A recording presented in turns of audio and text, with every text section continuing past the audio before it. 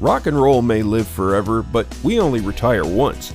Kevin Lamour of Our Financial Plans and Quadris Investment Services offers a large range of financial solutions from some of the biggest leaders in the investment and insurance landscape of Canada. See how a solid financial plan built with friendly and professional advice can help. Find out more at ourfinancialplans.ca or give them a call at 705-949-1316. Hey folks, and welcome to another episode of the Lonesome Cowboy Podcast. Brian Tremblay here with you, and on the line is a young lady that I met at a Folk Music Ontario, but now Folk Canada conference, and she is a hard-working musician. And say hi to Allison Brown. Hi, Brian. How's it going? Very good, thank you, dear. So you really found your niche in music, didn't you?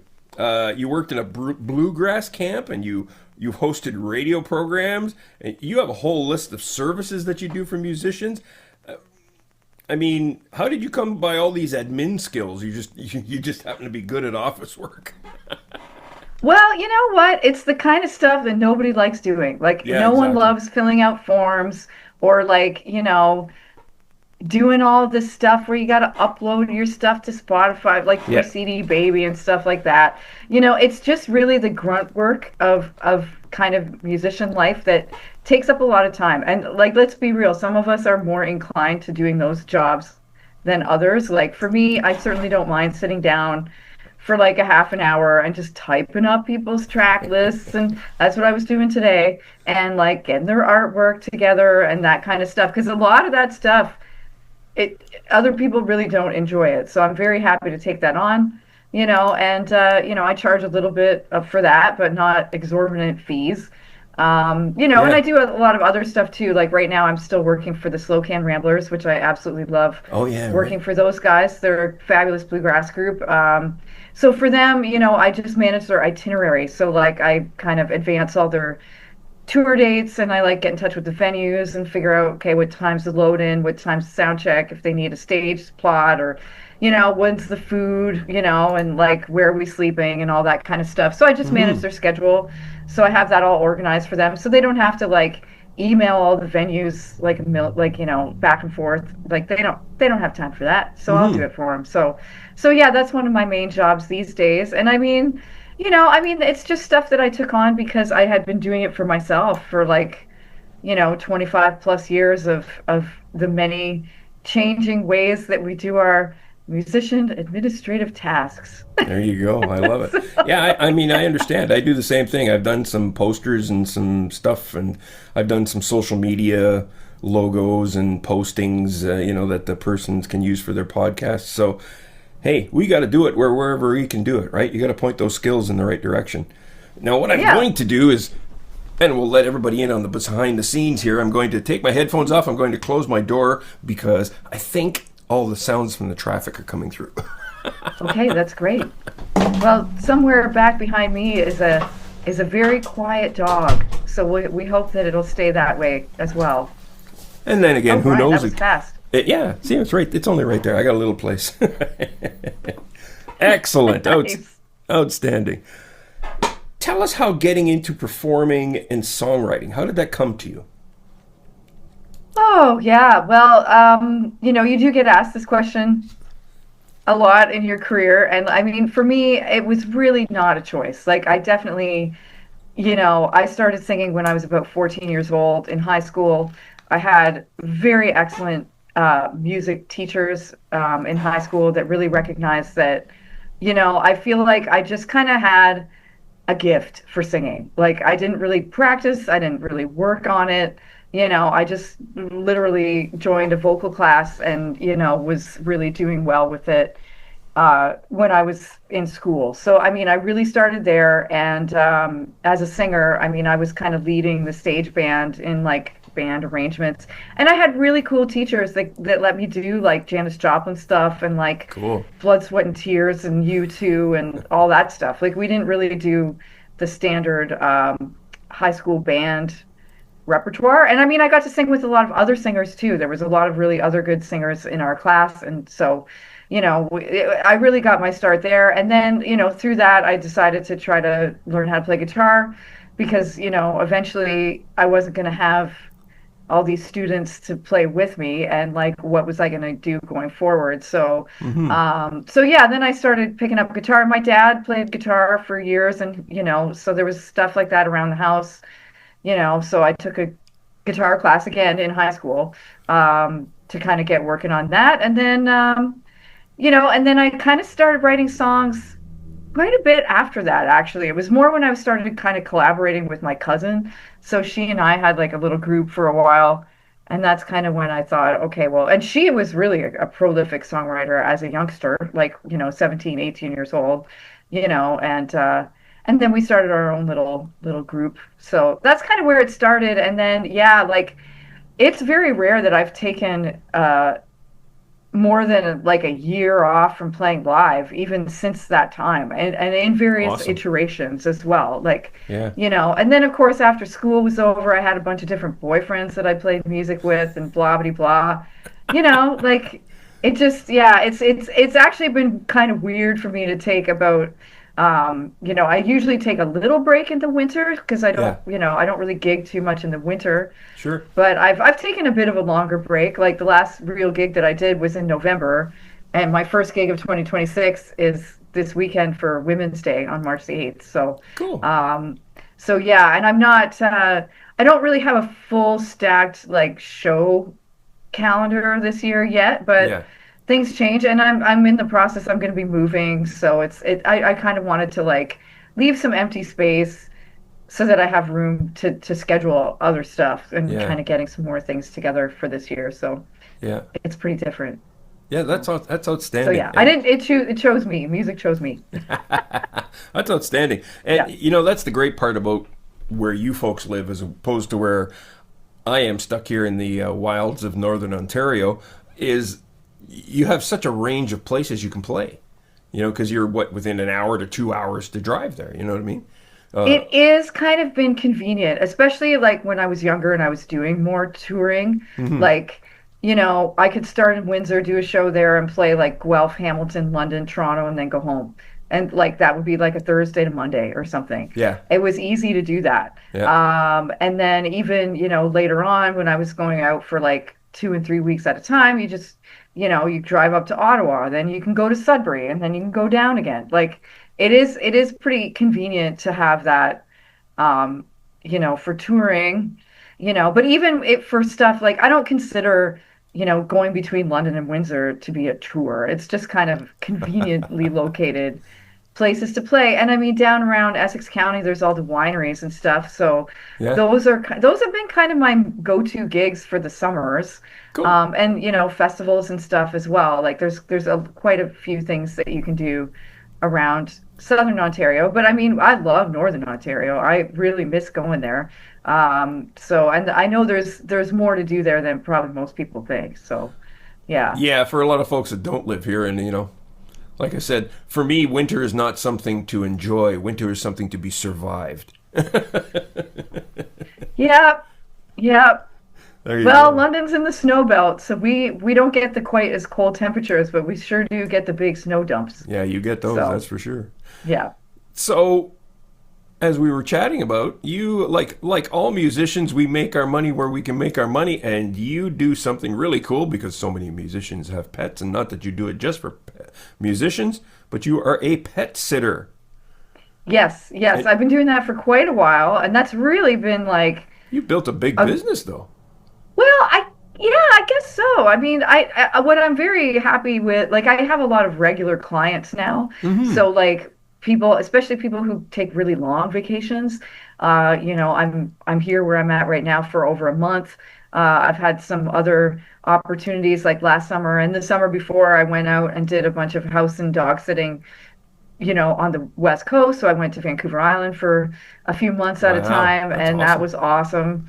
Yeah, It's in really high demand, and I mean, I take care of dogs and cats, but it is mostly dogs, because they have a little bit more, they need a lot more, yeah, yeah. a little bit more work than cats. I love it. But yeah, like it's been really good because aside from this, when I'm not doing this, doing the dog sitting, I'm living at my parents' house in Windsor area.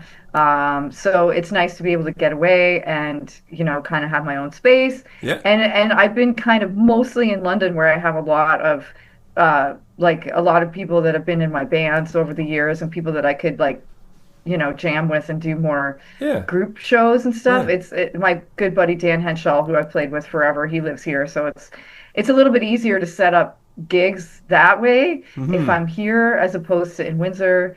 And there's stuff to do down there too, but it's nice to be in town. Yeah, and I mean my overhead's low. I mean the past 5 years I haven't paid bills at all, so it's like. But that's Outstanding. changing, Brian. That's changing, Brian, because Oh, this is year it? I'm getting my own place. Yes. No. Yes, I'm getting my own place here in London, and Buying a house? yeah. Wow. Well, here I don't mind giving the details, but like my dad is gonna buy a property, and I'm just gonna rent that house from him. So I Nice. won't be on the hook too much, but That's I awesome. definitely will still be on the hook. And yeah, because it's time. Suitcase life is. I went from van life to suitcase life. Like, so I That's think I'm awesome. ready for actual small house life. Yeah, That really. would be great. Yeah, So, exactly. yeah. Um,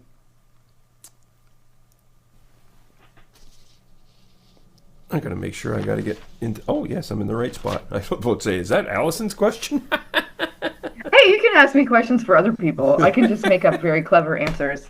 There you go. Tell me about the Jackie Washington audio documentary. How did that come Oh, about? yes, that's right. Yes. Yeah, that goes way, way, way back. Like I did that in 2008, I believe. Sounds cool. Um, Yeah, well, I'm glad you took a listen to that because it's been kind of in my little vault on my Bandcamp page for quite a while. And I mean, Yeah. Jackie Washington was an incredible guy and an incredible musician. And of course, every summer he would play here at our home county festival in London. Hmm. And I got a chance to interview him as part of like, because I did radio shows for many, many years, Radio Western here in London at the University of Western Ontario. So they had a little documentary contest where there was a couple different radio professionals that came in to do a little workshop with us about how to make little audio docs.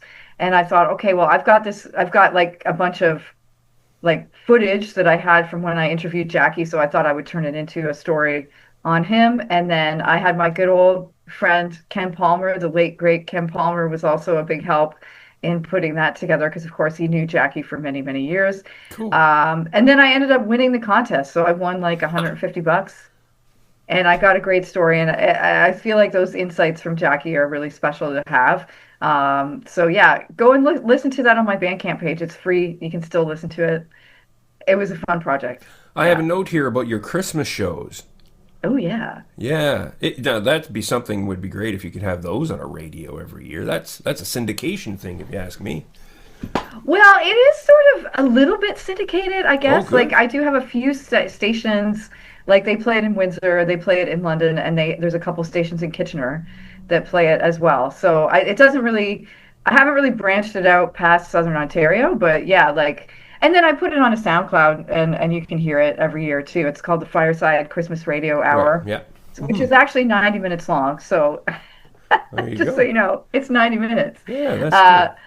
yeah, and it's been really great. Like it's kind of an evolution of what I used to do as part of my live shows that I used to do. Because I mean, both at Radio Western and at CJAM in Windsor for many years, I hosted a folk music radio show live every week. So I mean, during the times when I had my live show, um, I would just do it live from my snow-covered cabin in the woods. So that was a bit of an undertaking. I mean, it's still a lot of work to get all the equipment up to my secret location in the woods. So I really appreciate all the help from CJAM, particularly Cool. for doing that. So yeah, I used to do it live, but since the pandemic, I've done it pre-recorded. So it's pre-recorded from the snow-covered cabin in the woods, and I always enjoy putting my crackling fire on and getting my wood chopped. It's a huge preparation, like not just for getting the songs You're gonna together, do it. You're but gonna do it right, eh? yeah, like I gotta perfect my hot chocolate recipe for the show. It's an undertaking, and I love doing it. It's definitely a passion that I have every year That's to cool. bring you guys my insights on Christmas every year. And like the last 5 years, I've also had a theme. So Yeah. like I used Yeah. to not have themes, but like yeah, this year's theme was Winter Wonderland, and then Ah, before that was Naughty and Nice. nice. And I think my best show that I've ever done was on the ghosts of Christmas present, past, and future. So that was like 3 years ago. So some of Nice. the archives are on my SoundCloud, but like I can't keep them all there all the time. Hmm. So yeah. So if you're feeling festive, Yes. you can still dial those up, get cozy. Now, I do have to say, by the way, perusing your music, my favorite song is Pizza and Beer. Oh gosh, yes. You love to go way, way back in the vault, Brian. I This is like, unfortunately I you do know, take heart as a compliment though, because I do that when I discover an artist. I hit that's I hate digital, but I like digital because it gives me access to all their music. absolutely. And I go way back. Yeah. I'll go right back to their first album they put out. You know, Absolutely. I and love then doing that too. exactly. I So I love do doing that. that too. So I mean, right now I'm working on a Pete Seeger, Woody Guthrie show. Oh, wow. And I just last night performed a George Jones and Tammy Wynette show, me and my wife, and it went over huge, Nice. big, good ticket sales. I couldn't believe it. I said, man, that's how I'm sneaking in my originals. You see, I play a little bit of that, and then I play some of my stuff at the end. Absolutely. Yeah. Yeah. Yeah, Yeah. exactly. Yeah. It to me, when you talk about that, and it makes me sad because of corporate radio, and obviously Hmm. these must have been community radio stations Oh, yes. Yeah. These or were all college, campus yeah. community radio And stations. you know, Yeah. Like, I it's don't why know. can't commercial radio be like that again? Why can't they have shows? You know, this I is the know. way back in the early days with the first guy with the rock and roll there, the Moondog show, and Right. everybody had a different show and a different theme, and they programmed their own music. Now it's like I know. corporate just opens up your maw and jams down the latest, you know, whatever. Well, I mean, commercial radio is about commercials. Like, that's what it's Right. about. It's Yeah. not really about That's the point. presenting some creative new experience for people the way that it used to. I mean, where I live, everyone talks about the old days of CKLW and how that literally changed the world. Yeah. And I mean, I think we're pretty far removed from any of that in such a huge spectrum. And I mean, that's where campus radio does fill that role. Yes, it I does. mean, I wish we had some of that here in town. I really do. yeah, I don't know what. Yeah, there's not really. Well, and people are starting a lot of online radio stations that are Yes. also, very Yeah. Well, we popular have too. one of Like those here in there's a town, but couple. it's I call it a bot station Okay, so it's because not like it's programmed just by here's a bunch of songs, go, and right. then here's the new show, go, but there's nobody there. There's no personality. It's not like a live thing because you Exactly. can do them live. Like Oh yeah, there's sure some you live can. online radio shows But happening. We the have the person that runs it technology. doesn't want any advice in that respect from Well, somebody start who your worked in own, Brian. radio. So That's there what you you just go. start your own. I think Yeah. it's free. I don't. Yeah, It might not be I've free. heard that. I don't I've know. heard that. So you talk about going deep dive, Allison. Check this out. I was on your Oh gosh. Bandcamp, which is the only place you should get your music. I was listening to college student Allison playing Oh yeah. an analog tape recording, and it was some Yes. covers. Tell me about that.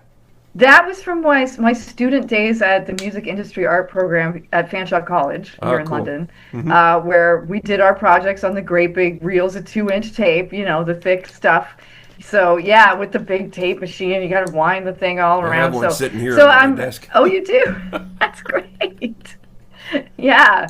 So I mean, it was kind of cool to say that I had that experience. So I put up some of my class projects that were things that got recorded, back in like 1998, when I was a student. So yeah, Yeah, I think yeah, there's a yeah. Lemonhead song on there, and I can't remember what else is up there, but maybe a Grateful Dead song. I don't know. So yeah, those are cool. So I thought I'd throw those up on my Bandcamp too, There you so go. that you can hear young me. So You haven't changed a stitch. Ah. So, tell me, and everybody wants to know, what's your songwriting process? Are you I got lyrics first, I got a melody first, or I got lyrics and I start banging out some chords to see if a melody falls into it? What kind of a songwriter are you in that respect? Ooh, most of the time I have to like stew upon a topic for months Oh, really? before Oh, I get cool. anything. Yeah. Interesting. Like I am a really slow songwriter, and I've really have not written songs for quite a number of years now. Oh, wow. So I've been in a little bit of a blockage, that's for sure.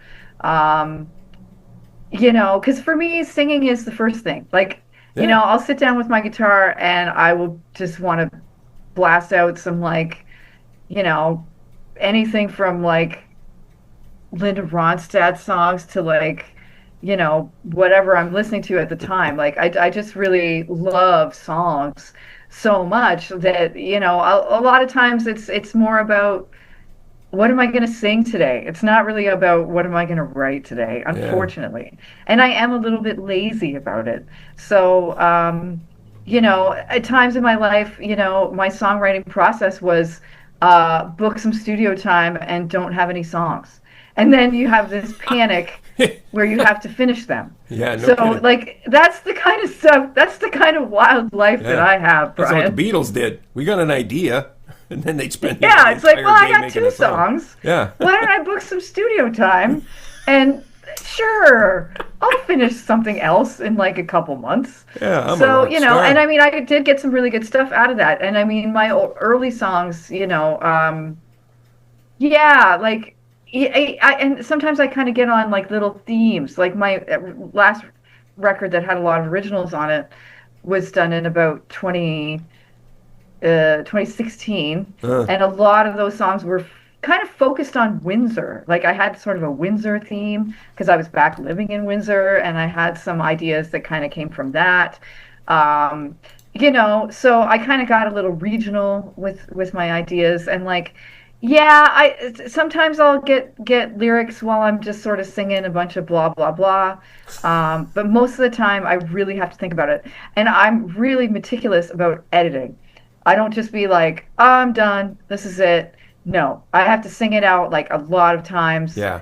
You know, I got to write it down a lot of times. I reword the order. Like I'm really meticulous because I want the song. I don't want anything in that song to not be about what the song is about, and I like to try to like really make it just perfect. Maybe that's why it's taken me forever to write anything. But, I'd rather get it right than I kind of go for quality over quantity with my Yeah. songwriting. So Yeah. yeah, nothing's really materialized in almost 10 years, but You have analysis paralysis. perhaps. And again, I'm just obsessed with other songs. And like I find that I'm always rehearsing for other gigs That's not because a the bad gigs that I'm thing. doing now are not always about original music. Like I'm very No, I happy to go agree. play Yeah. at the winery with my friend Mike Houston, play some old country and bluegrass music. Like I love doing that too. So it's all part of it. So Yeah. yeah, That's about it. Yeah. that's So, yeah. let's talk about the music business here. It's not looking good for us out there. Has it ever though, Brian, Well, really? yeah. I mean, when you look back in the old days of the music business in the 60s and the 70s and even in the 80s, at least we were making some money. But, See, I missed all of the days when people made some money. yeah, I exactly. know So do that's I. not it's yeah. I mean, I do make some money sometimes, like some of the really great gigs, and I just love gigging. And I mean, for me, it's part of my little income picture. I mean, for me, Yes. I'm okay with making like $100, but Yeah, it's also nice when I you hear make what you're more. saying. Yeah, and you Yeah. see, and I'm just the opposite. You know, I got offered $100 for two of us for 2 hours of play, and I went, no, That's not quite. No, no. You got that to keep doesn't it fair. work. For two of you, yeah, Yeah, absolutely. exactly. How has the 21st century music business changed your music output, or has it? I guess it really hasn't, eh? Because or has that 10-year break from nothing original coming out have to do with that 21st century music business? You want to get it right? You want to get it perfect?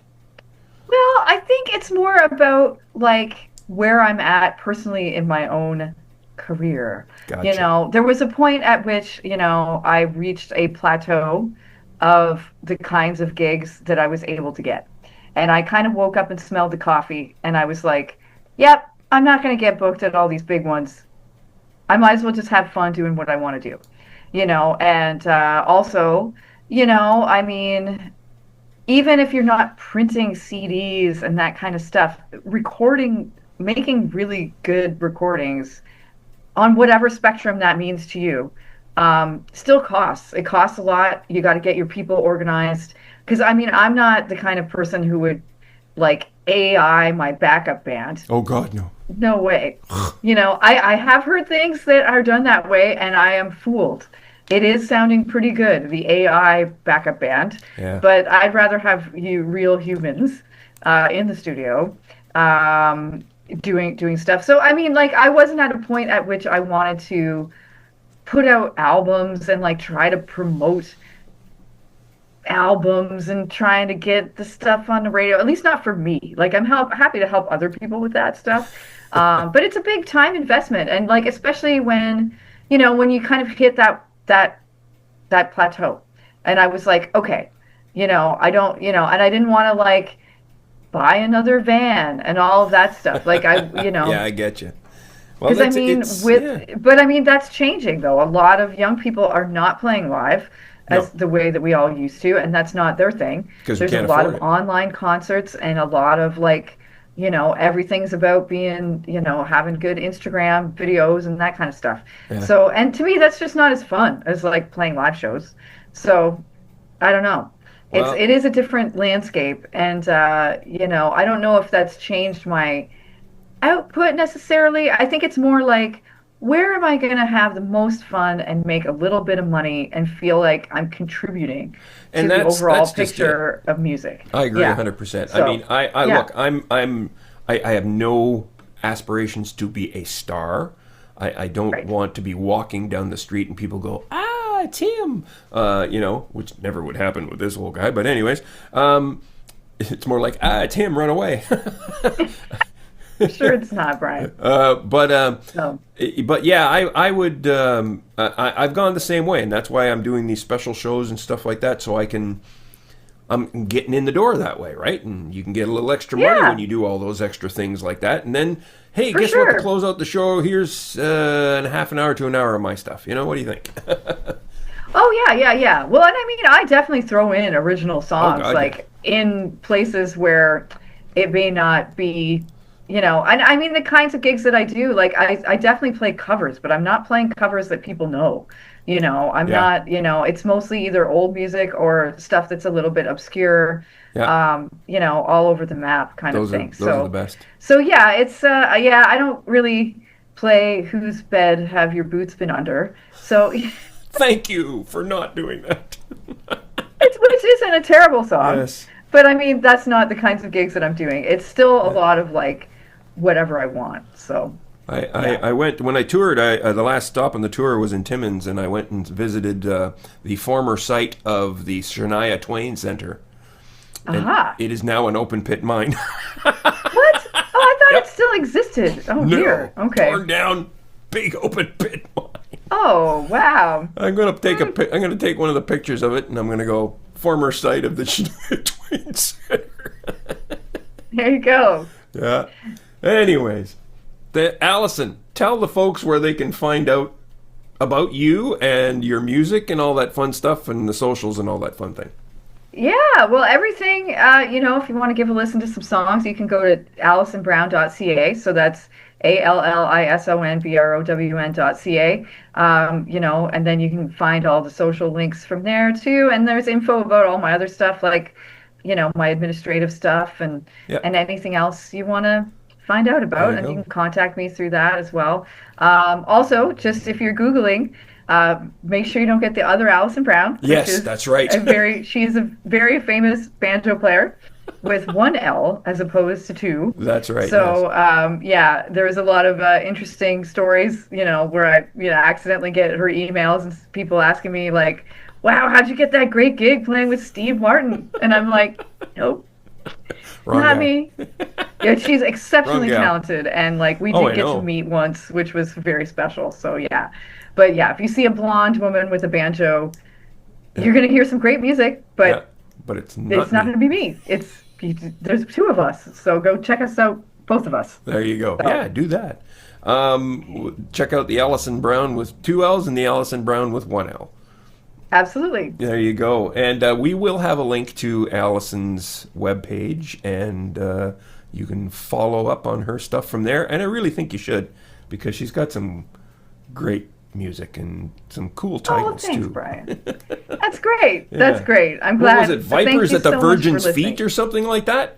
Yes, that was What a yeah, that title. was well, see that like again, I really, I really kind of think about the songs and I think about, I don't write the songs, I mean, we all love the breakup song and the love song and all Oh, of that sure. stuff, but I write songs about snakes in church, like Yeah.